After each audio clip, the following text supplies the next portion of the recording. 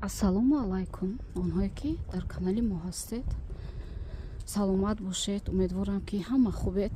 Як нома дорем, хостам инро бо овоз ба шумо гӯям ва фикрҳои шуморо доираи муаллифи нома бишнавем. Як нафар хоҳарак навиштааст: апаи азиз ва хонандагони ин канал, ман як мушкилоти ҷиддӣ дорам. шавҳари ман 10 сол аст ки дар муҳоҷират аст. Меояд меравад, меояд меравад. мо соҳиби 3 фарзанд ҳастем ва ман дар хизмати падару модари ӯ ҳастам. Ягон бор ба рӯи онҳо нигоҳ накардам. баъд аз 10 соли зиндагӣ, пас аз 10 соли интизориҳо ки ман ҳамеша паҳлӯи шавҳар ҳастам, ӯ мехоҳад ки зани дуюм бигирад ва зани дуюмашро тӯй кунад, тамошо кунад. пинҳонӣ албатта мехоҳад бо ман ақди никоҳи расмӣ, яъне ЗАГСро ҷудо карда ӯро бигирад.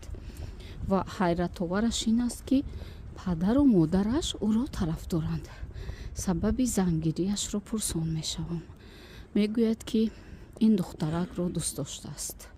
ин духтараки хона мебошад ва падару модараш аҷоиб ин ки духтарашонро ба марди зандор доданиянд.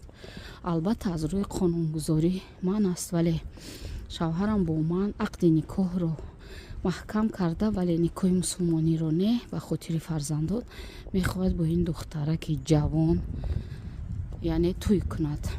дӯстони азиз, мегӯяд ки ту тоқат кун ва исто.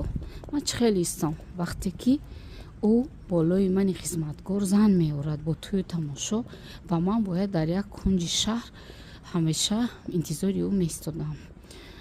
чунин нома маро ҳам муассир кард ва ман гуфтаниам ки он чӣ ки дилат мехоҳад, яъне чизе ки дилат мегӯяд ҳамонро кун хоҳарак. мо наметавонем ки ба ту масиҳати дақиқ диҳем.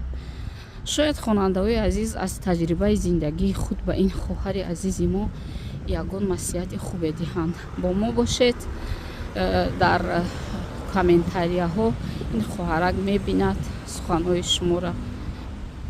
саломат бошед. хоҳишмандам ки ин хоҳарро тағйир накунед.